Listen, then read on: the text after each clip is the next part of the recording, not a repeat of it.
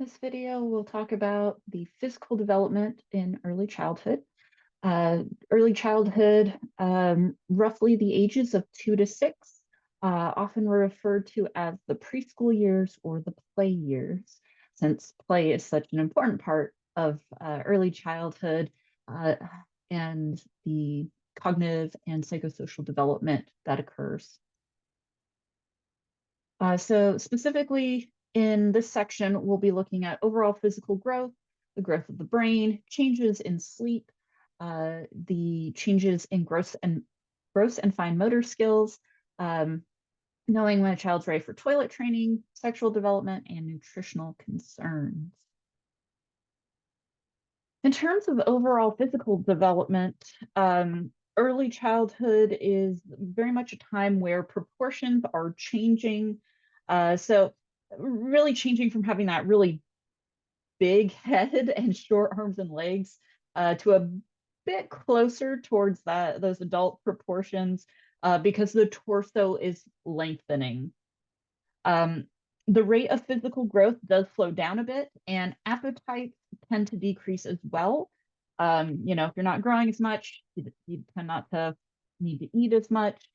And so this can be concerning because it's very important for kids to get the nutrients they need to grow, limiting fats, salts, sugars, things like that. So we'll talk a bit more about nutrition in a little bit. The brain. So at 2 years of age, the brain is 75% of its adult weight, and that increases to about 95% of its adult weight by 6 years of age. So rapid growth of the prefrontal cortex is going to lead to corresponding improved abilities to pay attention, to control emotional outbursts, to understand the rules of games, and to coordinate their movements. The left hemisphere has a particular growth spurt between 3 and 6 years of age, and that contributes to language skills. For 90% of the population, the speech centers, Broca's area and Wernicke's area, are located in the left hemisphere. The right hemisphere also grows throughout childhood, leading to improvements in spatial skills and the recognition of shapes and patterns. The corpus callosum is a dense band of nerve fibers that connects the two hemispheres of the brain. It grows and communication between the hemispheres will improve, leading to better integrated activity, better coordination. In terms of gross motor skills, children's balance is improving as their bodies become more streamlined and less top heavy. So getting a lot better at running, jumping, riding a bicycle, things like that. And several children's songs actually combine music with encouraging children to practice these gross motor skills.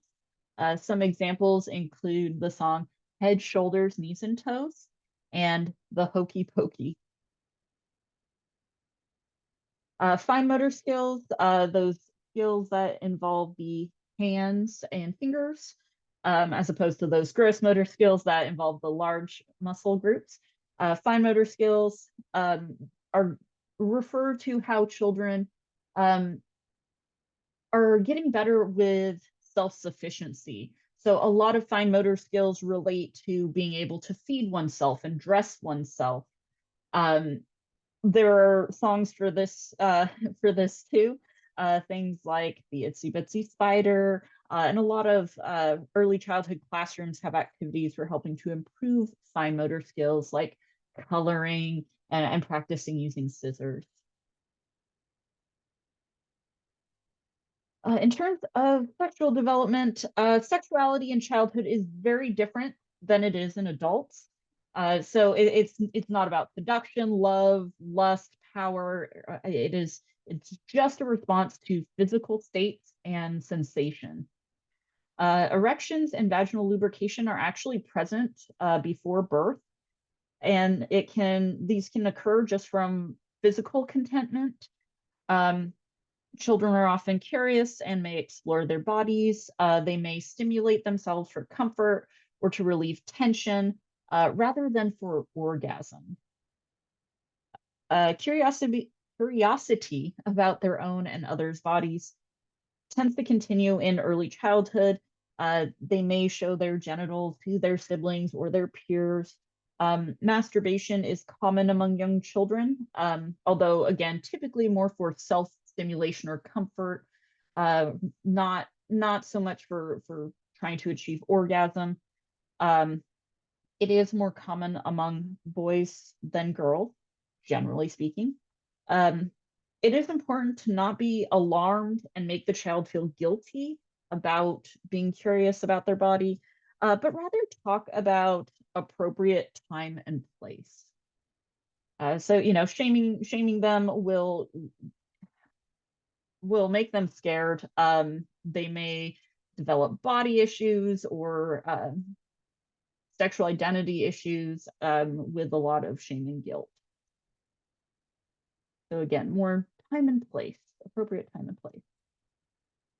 Nutritional concerns. For preschoolers, iron deficiency is a big concern. Uh, we we want to make sure children are getting all of the appropriate nutrients and avoiding a lot of high fat, high sugar foods, which many processed foods and fast foods are. It is a time where children are setting their food preferences. So having good role models and balanced diets available is very important. Some ways to avoid eating problems. Don't force feed or fight. We want to keep the overall uh, climate around eating pleasant. Um, so again, we don't want to ingrain unhealthy relationships regarding food and eating. Um, so it's important to remember that their appetite will vary. Some days they might be hungrier, some days they might not eat as much. And that is common for this age. You also don't want to be a short order chef, so to speak. So, don't make a bunch of different meals. Make one meal, a balanced meal, and they can choose to eat it or not. Um, you can provide limited options.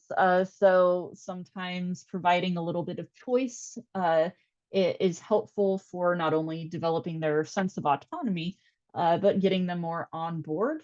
So you could maybe give them a choice between a salad or broccoli. Making sure we serve balanced meals is really important. Again, uh, meals that are too fatty or too carbohydrate based, it's not good health wise. They're not going to get the nutrients they need. So it's important to have a balance of protein, carbohydrates, and healthy fats. Also important not to bribe children.